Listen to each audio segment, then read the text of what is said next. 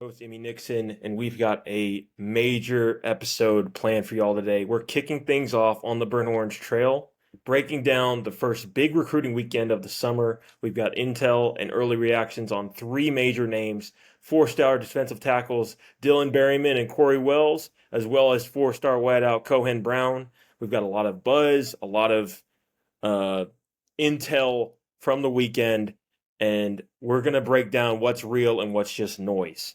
And then flipping over to the end of the segment, to the end of the episode, we're going to be covering the NBA draft, continuing our draft player profile series with Trey Johnson, Longhorn, of course, Jeremiah Fears, and then Kon Knueppel. And for each player, we'll be giving a fun fact, underrated stat, and one tangible skill and one intangible skill, as well as a X factor that could decide how far they go at the next level.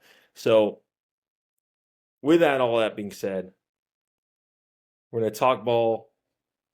You know, let's get it.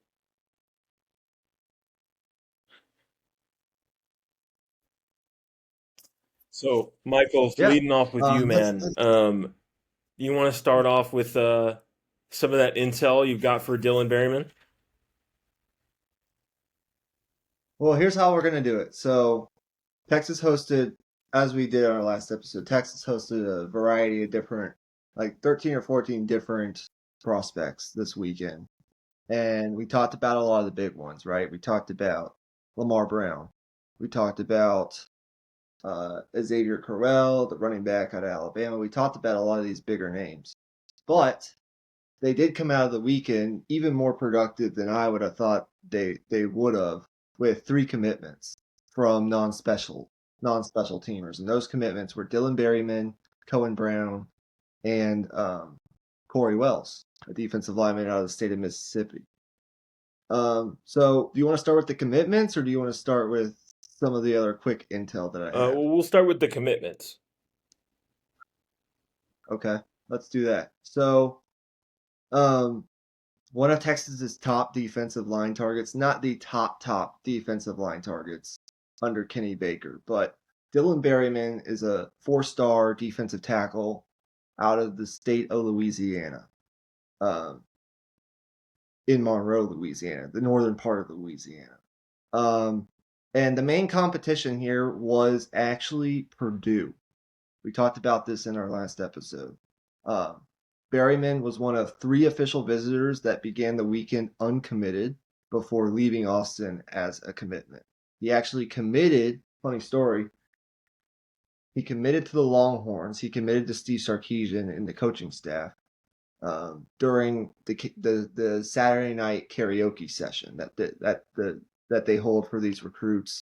On these official visits, they go to Top Golf and then they have a dinner and they do karaoke. They do all sorts of kind of fun activities.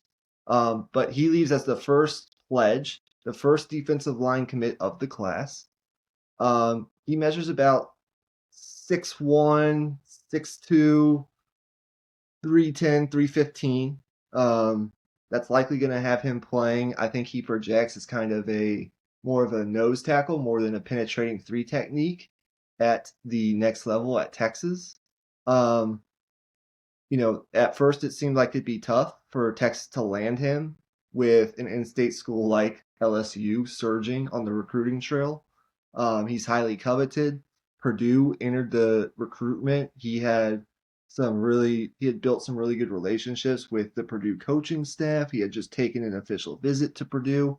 And coming out of that official visit, he actually said to reporters, Purdue is my leader, but he had yet to take the Texas visit. And I think people had the feeling that once he took the Texas visit, and I don't even think NIL conversations have entered the realm of play yet. I think that'll come later on. Texas always likes to do that later on in the process, so that teams don't have as much time to match their offers. Um, Berryman decided that he wanted to get he saw everything he needed to see. He commits, and I think it sets a really good baseline for what this defensive line recruiting class, along with a guy like Corey Wells, who we're going to talk about here in a second, you know, for this defensive line recruiting class that's super, super important. It's super important that under Kenny Baker, they're able to, after last year's class, which was very good, they're able to continue that year over year, um, so that they don't have to go to the portal every year for 4 or 5 defensive linemen. That's just in today's market with NIL, that's not sustainable. And so I love Dylan Berryman. I think he's got a ton of potential. He has actually family that lives in Austin in the Cedar Park area. So um, even though he's a Louisiana kid, he's very comfortable, coming to Texas. And after he saw Texas, like it was a done deal. And I think he's going to be one of these kids that, even though he's coming from out of state, is going to sign once we get to December, barring anything weird happening, right? But big, strong, stocky kid. Kind of reminds me a little bit of um, who would he remind me of? Maybe Alex January Um, a little he's got bit. a very strong, something like that. Yeah. He's going to be kind of that 6'1", 300, 315, kind of in that frame. I think when he's at Texas, they'll get him in the right strength and conditioning program. But he's got a ton of potential. Um, so that started off the fireworks at defensive line, obviously, this weekend. Very good start to the class. Now, a guy we didn't actually talk about visiting last week on an episode of Deep in the Heart of Longhorn Sports, because we were just kind of covering the bigger names, is Corey Wells, who's a 4-star defensive lineman out of the state of Mississippi. Um, Now, the state of Mississippi isn't necessarily a state that Texas has recruited heavily in the past, but it produces some of the most dramatic recruitments you'll ever find. And for all the drama, this thing kind of came together pretty quickly. Um, they came out of the visit in the driver's seat for him for his services, and he committed yesterday. I'm losing track of my days at this point, but I think he committed yesterday or the day before that. He's got no more visits planned, barring anything popping up.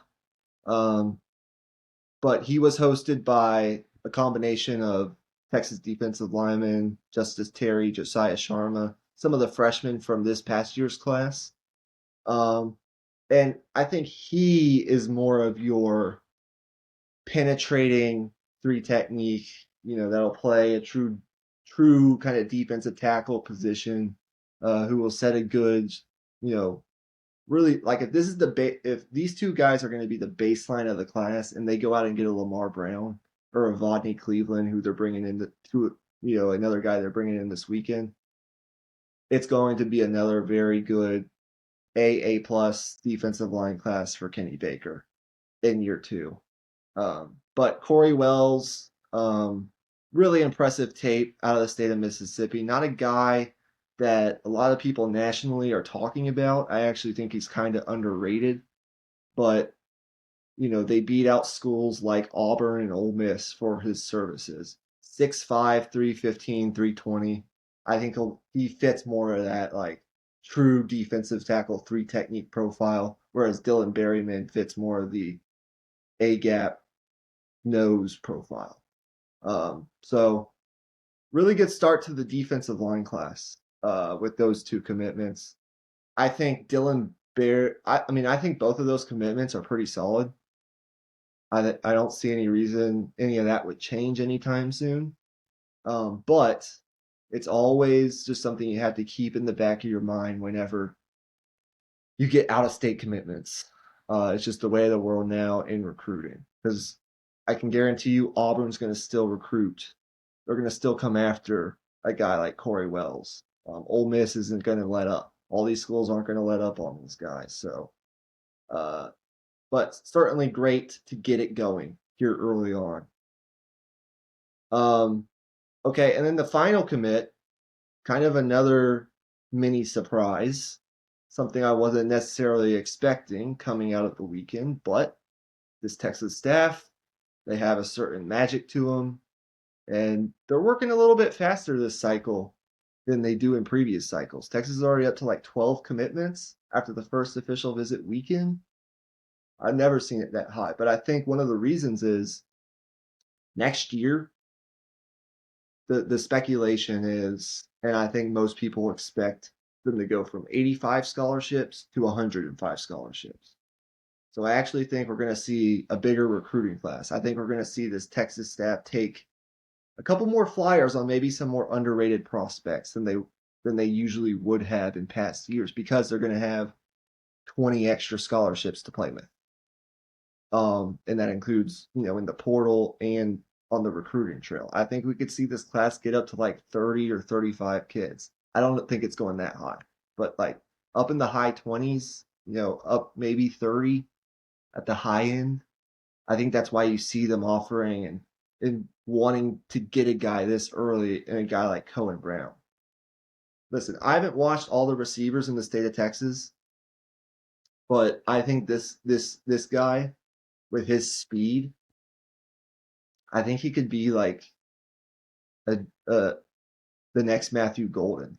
Matthew Golden wasn't necessarily the highest rated receiver coming out of high school, but Cohen Brown has a similar frame and he's very, very fast.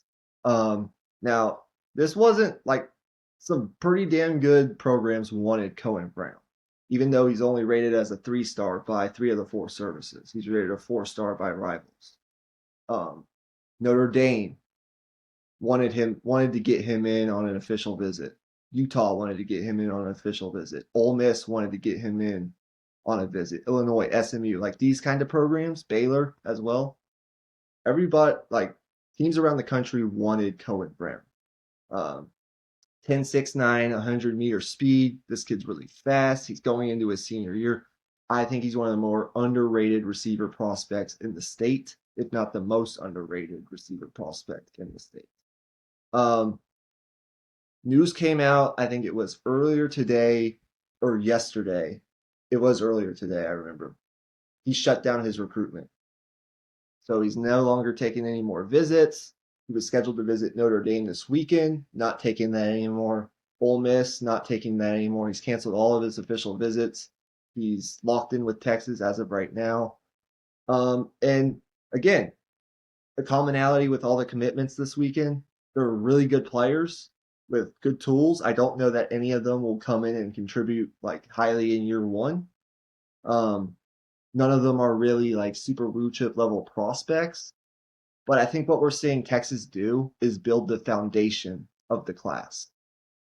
These next 2 weekends, there are going to be a ton of super blue chips, and that's where Texas is really going to, I guess, you're going to see a lot of the higher level, like super blue chip level prospects. You're going to see a lot of action with those kinds of players over the next couple of weeks. So that's kind of the rundown on the commitments. 54 catches for 1,084 yards, 11 touchdowns, 20 yards per catch this past year for Cohen Brown at Waxahachie High School. So I'm really excited about how productive this weekend was. But, I guess now, unless you have anything else, we can get into some of the Well, intel I'll just that I speak have on Dylan on a Berryman real couple other quick. guys. He's a player that I actually got a chance to watch his huddle tape a little bit. Like they gave him reps at edge as a 310 defensive tackle, and he won. He had a clip where he won with speed. It was the most hilarious thing ever. He rounded the edge against a tackle at 310 pounds and just absolutely clobbered the blind side of this quarterback. Um, I mean, I don't know if the like ragdolling that you see from him against this level of competition is going to translate to the next level, but there's no doubt that he has the body type to at least not have to gain that much weight, maybe gain muscle, but like functional strength. But there won't have to be much of like a weight training program for him. He's already at a playing weight. Yeah, he's a grown Yeah, man. Like yeah. he's got that functional strength. He'll just have to figure out his optimal playing weight, and I think by year two, he's a guy that will definitely be in the rotation of those defensive tackles.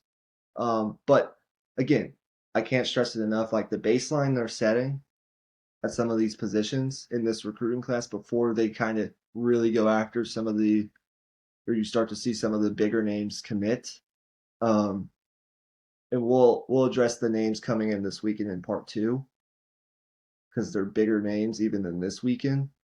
Uh, like this is fantastic. I love what kind of the approach Texas is taking. Um, let's get into a couple important things you should know from non-committed prospects coming out of the weekend. Two in particular that I really wanted to hit on. The first is Lamar Brown, the five-star University lab in Baton Rouge, Louisiana. He's now classified as an athlete, one of the top interior offensive linemen in the state, but also the top or one of the top, depending on where you look, interior defensive lineman in the state. They call him an athlete because he's just that good. Uh, I think he's Texas's top target. They're recruiting him, even though he's good on the offensive line. They're recruiting him as a defensive lineman. Alan Clark, their new edge coach, is big in this recruitment. And Lamar Brown said coming out of this weekend of anybody that's recruiting him, he's got the best relationship with Alan Clark. Out of any of the coaches that are recruiting him, he's got the best relationship with Alan Clark. That's huge. Um, he made his first trip to Austin this weekend, and by all accounts, it was a massive success. Now, I think he's going to make a decision. He's got a decision date for July 10th. So he's got a decision date, right at the start of July, about a month from now. Um, so we'll see where this goes. There can be lots of twists and turns between now and then. But what is good is that there are now reports coming out that he's going to try to make another trip down to Austin before he makes his official visit to LSU, not this weekend, but next weekend. He's going to try to get to Austin for a day or two before he goes to LSU, his final official visit, for his final official visit. Now, I think Texas is trending up in this recruitment. I think they're right in the thick of it. I don't know if I can call them the outright leader. He's yet to take his LSU or A&M visit. Like Texas is going to have to weather an A&M visit this weekend and then an LSU visit, um, you know, June 20th through the 22nd. But the fact that he's thinking about coming back to campus again before he makes his decision is huge. And I don't think Texas has even like got into the NIL or any of that yet. I think that's something they would do later on in the process. But I'm becoming more and more bullish on the Longhorns' chances with Lamar Brown. And I think you should as well, just based on the fact that look what they were able to do with Justice Terry in this past recruiting class. A lot of the same factors there, you know, in out of state guy, you know, you got to get him out of Georgia. You got to pull him from, out from within the grasp of Kirby Smart. Well, with Lamar Brown, you got to be at LSU, the hometown school for a Louisiana kid. That's not easy. But I think Texas is right in the thick of it there. July 10th commitment date. He might also visit Miami. They're another NIL powerhouse, but Texas is. I mean, I think they've got as good of a chance as any of those other schools do. And if he gets back to campus, in the next couple of weeks, I think their chances skyrocket there just because he has that. He's got a relationship with a coach at Texas that he doesn't have anywhere else, and that matters. And then the other note of intel I wanted to share, and big news today, Jamarian Carlton. I think we talked about him last episode. He's an edge rusher. He's the top edge rusher in the state. He's from Temple. Um, he's a super blue chip. He's a high 4-star or defensive end, edge rusher, whatever you want to classify him as. Um, After this weekend, Texas is back, I'd say, near the top or at the top of the race for Carlton. After his visit to Austin this weekend, um, 6'5", 255, 260-pound edge rusher, wingspan north of 7 feet, really elite prospect. Again, I don't know if he has the elite traits that say a Colin Simmons has, but he definitely, I think, be the best edge rusher Texas has, you know, received in recruiting or been able to get in recruiting since Colin Simmons. Um, he does have some other visits planned, but today it was announced that coming off of his Texas visit, he's canceling his A&M visit for this upcoming weekend. That's big. Fresh off the Texas visit, a couple days after, he's like, I I don't even need to see A&M at this point. I think that's very good news for the Longhorns. I think it signifies that they're potentially leading this recruitment after this weekend. Again, these are teenagers who can change their mind, after a weekend at a school. But, with Baylor kind of the last team that he's yet to visit, maybe LSU would be the one to worry about. But now that A&M's out of the race, I think that's huge for Texas. He's also, I think, got a decision date soon, July 10th. So July 10th could be a huge, absolutely massive day for Texas recruiting. They get Lamar Brown and Jamari and Carlton in the same day. Just like forget about it. Yeah, Forget number about one it. class stuff for sure. That's the kind of stuff that wins national championships. Yeah, no question. And they would be freshmen and possibly Arch in his second year as a starter. So Yep. it's exciting stuff. Like this kind of stuff, it really does matter because these guys might just be the difference. If you have a key injury here or there on that 2026 team, I mean, you never know. Yeah, and then one other note, they did also host Devon Benjamin, one of their top defensive back targets in the class. Real quick on him, like he's a super blue chip caliber prospect. Um, he visited Texas in late April, made his official visit this weekend. From everything I've heard, like that went really well. Texas is in the thick of it, but he's about to visit Oregon. And so we'll see what happens with that. I can't tell you one way or the other. Texas has I think they definitely have a puncher's chance, as good as anybody. But it seems like Oregon's able to steal one or two now a cycle from the grasp of the Longhorns.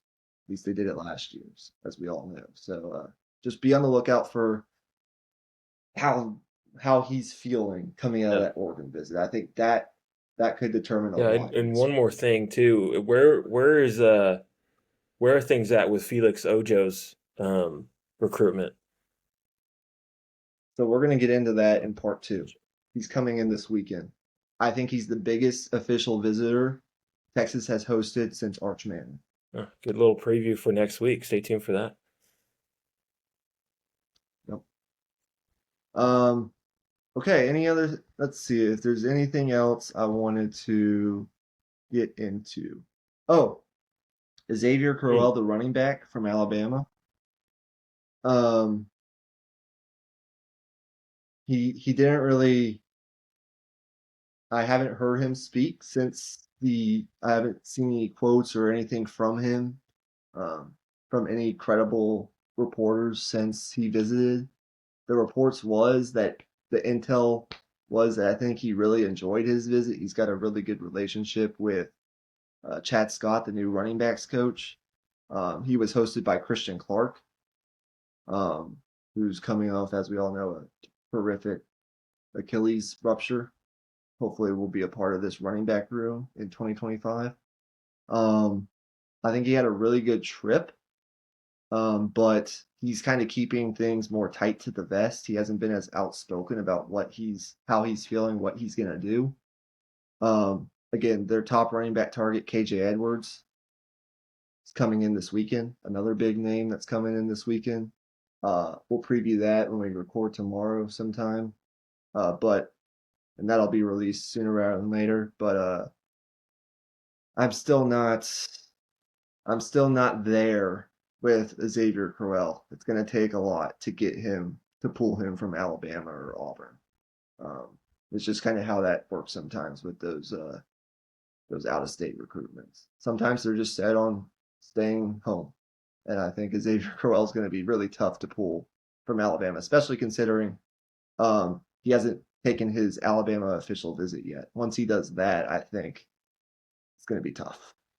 So just being honest, but I think Texas has a really good chance with a lot of the other, elite prospects they hosted this weekend. This coming weekend, the weekend of what would it be, the 13th to the 15th, this Friday to this Sunday, huge, absolutely massive. Um, Xavier Griffin, a five-star linebacker, coming in. A super blue chip running back, their top running back target, KJ Edwards coming in. Felix Ojo, one of the best offensive tackles in the country coming in. I think he's kind of the crown jewel of this entire recruiting class. Um, I can't even name them all. Like we'll go over some of the major names in part two, but it's really exciting stuff. Like this is if there's any time of year you're gonna follow recruiting, it's got to be the month of June and right before signing day. Like those are the two times you absolutely like would want to tune in to what's happening in recruiting. So we're in the thick of it, Yeah. man. Here we go. Sark and company are on the hunt, and they were very productive this weekend. I would expect.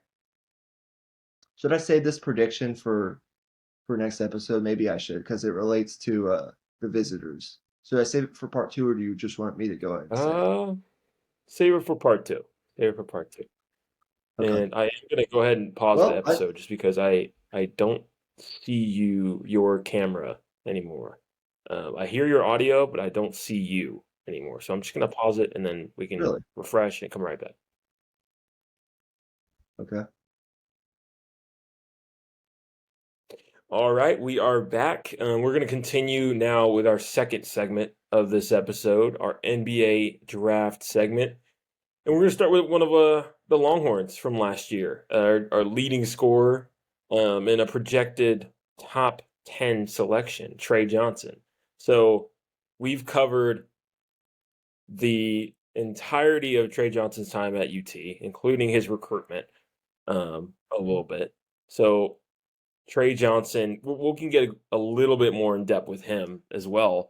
But go ahead and start with him. Go ahead and share your fun fact, underrated stat, or interesting nugget for Trey Johnson.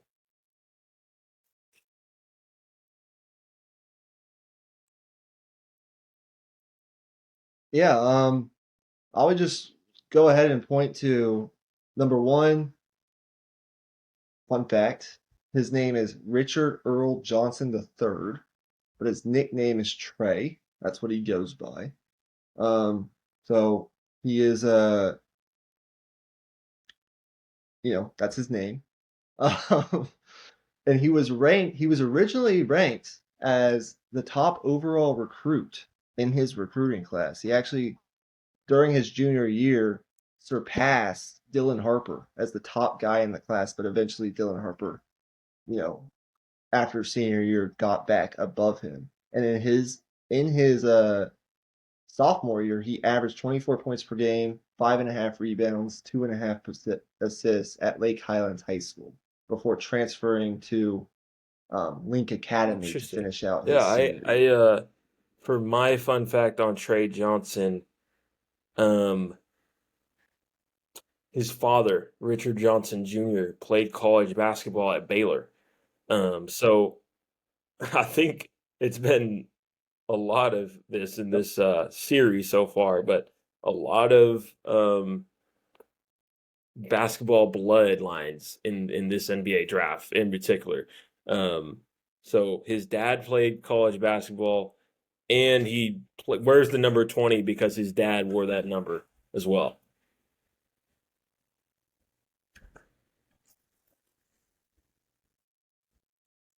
Yeah, absolutely.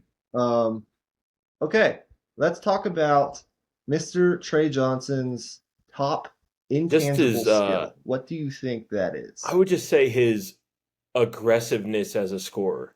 I think that's a trait that I think is underrated, just in terms of he's just relentless in terms of just finding space, creating openings. Eventually, he'll be able to leverage that into getting his teammates more involved as well. But as for right now, if you're an NBA team drafting him, you're getting a microwave scorer, and someone that's not afraid to take a big shot.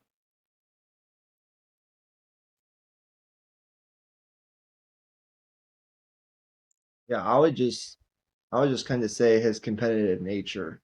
You saw it at Texas a lot of the time. Like, there's no way to really quantify it, but he was the unquestioned emotional leader of last year's Longhorns. Um, Several times you could see he pointed out mistakes of his more senior teammates. He was a coach on the floor. He's the driving force of the team a lot of games. Um, that competitive nature is definitely going to help him in the NBA for sure to succeed. Um, Now, in terms of a like what he does best on the court, um, to me, his special skill as a basketball player is his supreme shooting ability. Um, he comes into this draft shooting 39.7% from deep on 11 and a half attempts per 100 possessions. Uh, he's so well rounded in just like his jumper profile. He ranked in the 84th percentile on catch and shoot opportunities at Texas last year. He shot 41% on catch and shoot three pointers. He was in the 75th percentile on dribble jumpers. He shot 38.4% on dribble threes, off the dribble threes, which speaks to his ability to play on or off the ball. Um, he can score out of the pick and roll. Just like his ability to shoot from anywhere, from NBA range, even. We saw that a lot at Texas. To make those kind of tough jumpers, that's his special trait. That's why he was able to lead the SEC in scoring as a freshman. Like he, there were a lot of dysfunctional parts, let's say, around him at times this past year at Texas, as we well know. But Yeah, the hands shooting down. ability is Well, probably the best in maybe this not draft. emphatically, but yes, like I think he 100% dribbling off the dribble in particular, or shooting off the dribble. Yep. Did you have the same? Did you have the same? Yeah, did you have the I same? was Were gonna you going to say say the something same thing, or similar, did you have something different that you wanted to bring but up? I think the other tangible skill as Okay. well is his ball handling. I think is a underrated tangible skill, just because you already kind of mentioned his main one. I think the ball handling is what allows him to kind of navigate and get to his spots. He's also, already well established and experienced running the pick and roll as a ball handler as well. Um, and in the NBA, I also think in a more, I guess, structured environment with more movement going around him, um, he can get going off the ball as well as a shooter, as a movement shooter coming off of screens.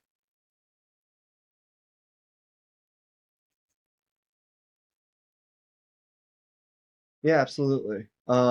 In terms of what he absolutely like the X factor for him to succeed in the NBA, I think it's just ultimately going to come down to physicality.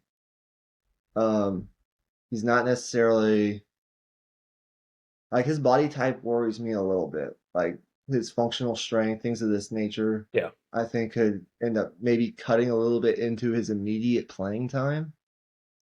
He needs to get in the weight room, like get stronger.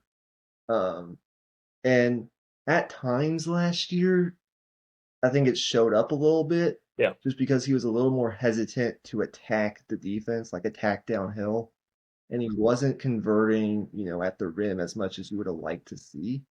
So I think it's ultimately going to come down, like to really blossom as a player in the Yeah. And NBA. that He's going to have to applies work both on that, offensively and work on his defensively. body and get Like stronger. offensively, as you mentioned, finishing at the rim, but also just getting to the free throw line. Like being able Right. to take contact and still get the ball up. Um, and Mm-hmm. that's the difference between being like a maybe a 16, 17, 18 point per game scorer to being like a 24-point per game scorer, getting to the free throw line and getting those, easy opportunities. And then defensively, the strength, I mean, that goes without saying. He's got to get stronger there. And in terms of defensive awareness, having that extra functional strength, if he ends up having to rotate and, defend down in the lane, in different situations, he's got to be able to hold his own a little bit better.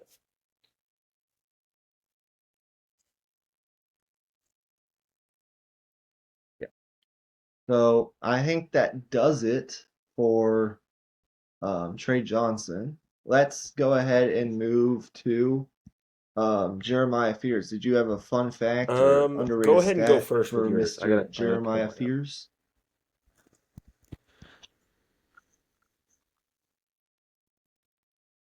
Yeah, so a couple things here. He became the first Oklahoma prospect to be ranked in the top 40 by ESPN since the one, the only Trey Young. Um, what else? His father, Jeremiah Fears Sr., played college basketball at Ohio. And his older brother actually plays for Michigan State. So he's got it in his kind of genes, his bloodline. But he's actually from the state of um, from the state of Illinois. So pretty interesting profile here for Mr. Jeremiah Fears. Amy, did you have Honestly, anything else you wanted to no. add? I I didn't get to finish up my prep for that player in particular. Okay.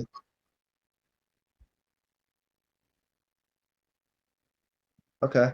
Well, in terms of like intangible and tangible Yes. skills, did you have something in mind For that you wanted to intangible share for skill, I would those? just say his, I guess, competitiveness defensively. I guess just in terms of mindset. Um, he has he's built like a fire hydrant. So like he doesn't get pushed off his spot on the defensive end of the floor at all.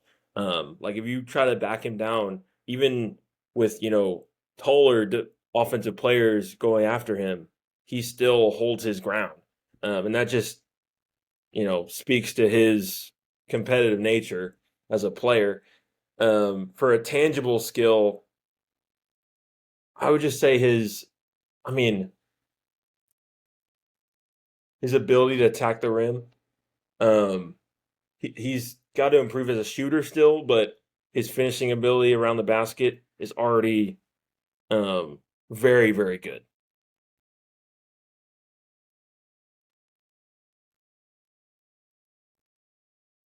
Yeah. Here's what I would say about Mr. Jeremiah Fears. He proved to be a dynamic playmaker at Oklahoma, and I think the intangible skill that he has is just his court vision as a point guard. Um, it's it's special. He put it on tape consistently at Oklahoma this past year as a freshman. He was, goodness, what was he? I mean, he was very good. Pick and rolls, playmaking. Like his vision is one of the best in this class.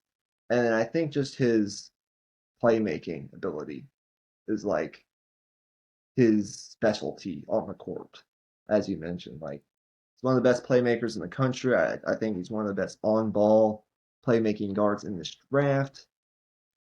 Consistently, he'll pass teammates open. If you watch the film, he knows how to manipulate defenses, which is rare for a guy that's so young.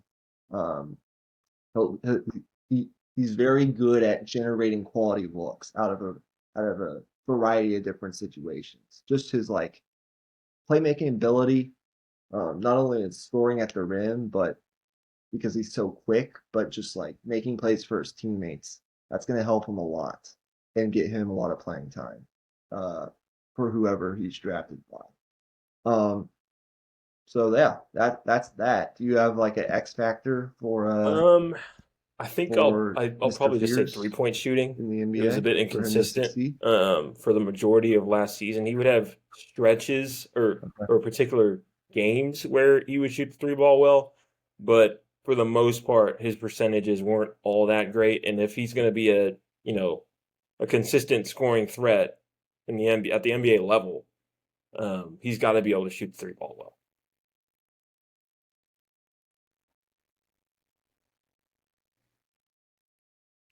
Yeah, shooting is mine as well. Um, Now my other just pressing concern is size, Yeah. but he can't really do too much about that. Like he is who he is. Um, he's got a pretty slender frame. He's incredibly skinny. So I think he could get stronger, potentially fill out some and get a little stronger. Because I think he could be one of those guys that teams target on defense just because he's small, doesn't have a lot of strength. So he's got to get stronger, I think. Can't do a lot to change like how tall he is or his overall frame. But shooting is definitely he wasn't a good outside shooter this year.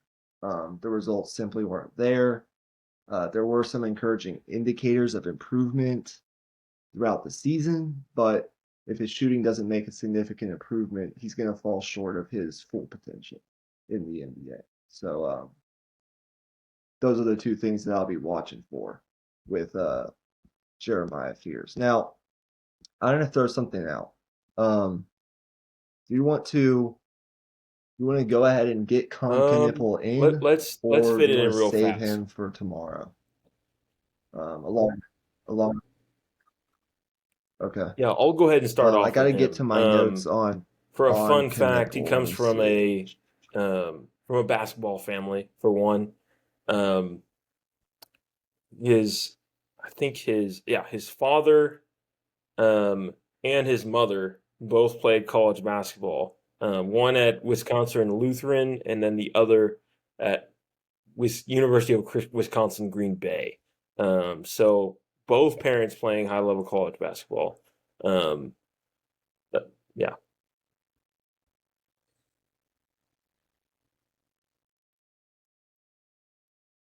Yeah. He was named Wisconsin Mr. Basketball 2024 coming out of high school. As a senior, he averaged almost 27 points per game, 9 rebounds, and 5 assists. Um, that's incredible. And then he was, of course, all ACC freshman team, ACC tournament MVP this past year. Just a bunch of accolades. You go up and down the list, you name it, he's got it. And his name, they had the full pronunciation here, Kon Knueppel, like a nipple, I guess you could say. Um, let's go ahead and get into who he is as a basketball player. What is your intangible Um, skill for Mr. Intangible Knueppel? skill, I think it has to be his off ball movement. Um, just he has a feel for when to make the back cut versus when to fade to that 3 point line for open looks. And obviously Duke they screened for him really well and they had that infrastructure there. But I think that can be replicated in the NBA with the right circumstance, the right team.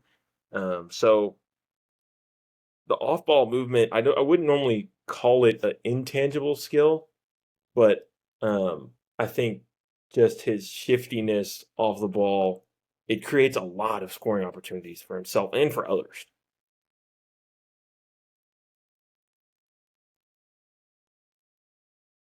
Yeah, I think this plays into that, but mine was his overall feel for the game. Just with his basketball background and basketball bloodlines that run through his family, um, his feel for the game shouldn't be a surprise. Like when you watch him on tape, it shows up, offensively. with his off-ball movement and his ability to get open and his understanding of like connective offense, um, and just like his ability to just get open, read the floor, just his overall feel for the game and basketball IQ at this stage is really, really impressive. Um, and then, playmaking, he's a wonderful kind of secondary playmaker, but my specialty, 3-point shooting. He's a flamethrower. He's got highly coveted and elite, I think, translatable skills, that can return an NBA team immediate value. He's got, if you watch him, he's got good mechanics, a quick release, Aesthetically great pleasing footwork, release, I would unlimited say. confidence, and he can light it up from out there. Yes. Let's see. Uh, 92nd percentile catch and shoot this past Yeah, year, as well as a 90 freshman percentile jump too. shot. These are all according to Synergy. So he was like That's 98th incredible. percentile spot up shooter. That's unheard of. So um, that would be kind of my special thing for Kon Knueppel. Uh, what do you think his X I factor think is for just reaching his developing potential in his the NBA? on the ball game a little bit more. I think he already has a Mhm. better like handle than what he's given credit for. He's already, been able to maneuver in pick and roll situations as a handler, but continuing to develop that and continuing to be able to create shots off the bounce, I think would be the next step for him. If he's able to do that, I think he can be a perennial, 20 point per game scorer. And that's not even, mentioning the defensive end of the floor, where I think like you said, his feel for the game and IQ um, is a big asset for him.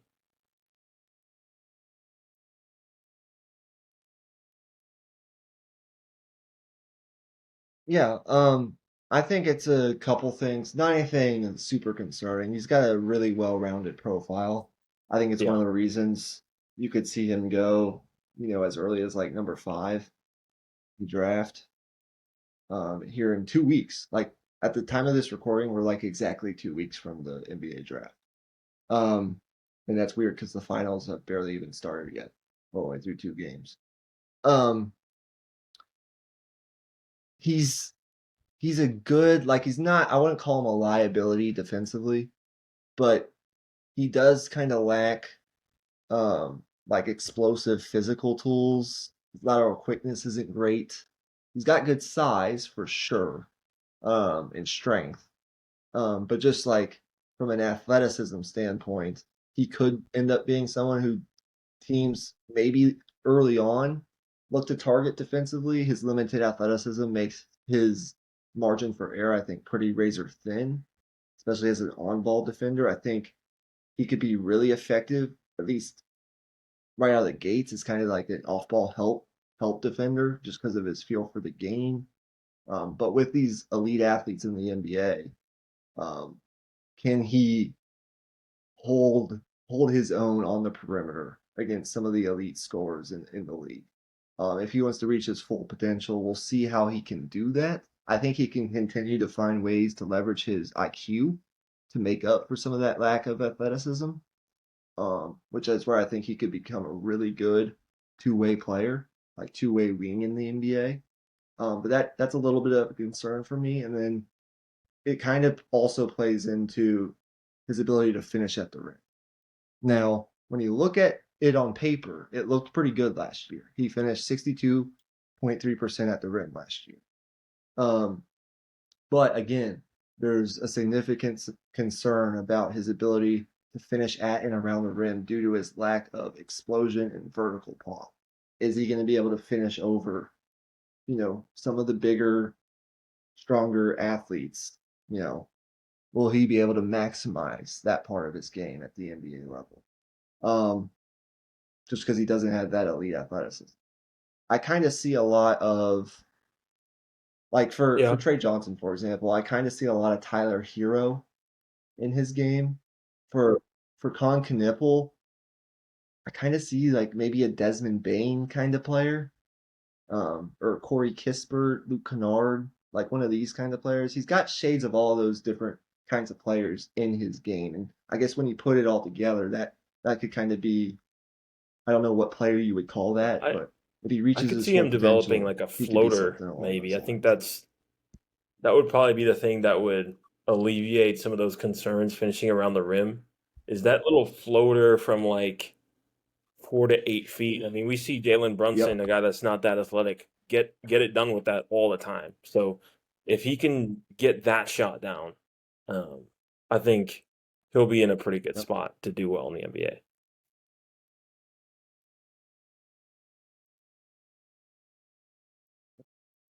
Anything else you want to hit on? We're right at 50 minutes. We did this actually really efficiently. I'm surprised how efficient we got through that. No, I think that's it, Anything man. else you want to hit on before we get out of here?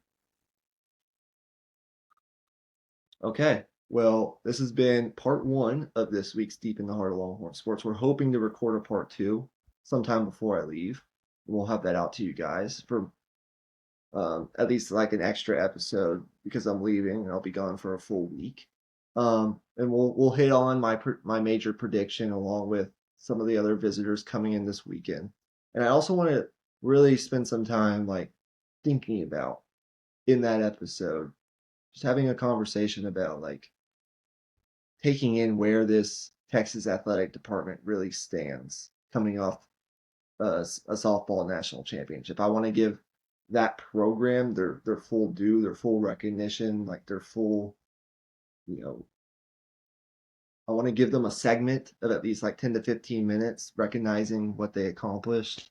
Um, and kind of just look overall. Texas is on the verge of winning their fourth Directors Cup in 5 years in their first year in the SEC. And I just want to take a look at kind of like Yeah. I what mean, Chris Del Conte has already participation right now. accomplished And as an the athletic if you look director at softball in at particular Texas. When I too, put it sorry into to interrupt you, but if you look at softball in particular when too, like it took them a while to get over the hump. Like this was years in the very good. making.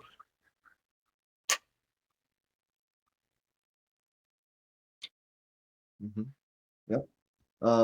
When I put some of the things I'm gonna put in perspective for you guys in that segment, you're gonna be like, wow, that's incredible. But we'll get to that. Um, and then we'll probably have one more episode of Deep in the Heart of Longhorn Sports before the NBA draft. So we'll maybe get to address like one or two more prospects. If I had to choose, I'd want to definitely get to VJ Edgecombe, the the combo guard out of Baylor. But outside of that, I think we've gotten to a lot of the elite players in this draft class. And then we could maybe have like a right before the draft, we could maybe have a conversation about some of the more underrated prospects. We'll see what happens there, but that's gonna do it, guys. I gotta go because I gotta go eat dinner and stuff. And I'm sure Emmy has stuff to do as well. So peace out, guys. We'll see you next time on Deep in the Heart of Longhorn Sports. Enjoy the rest of your week. Hook 'em horns. Peace.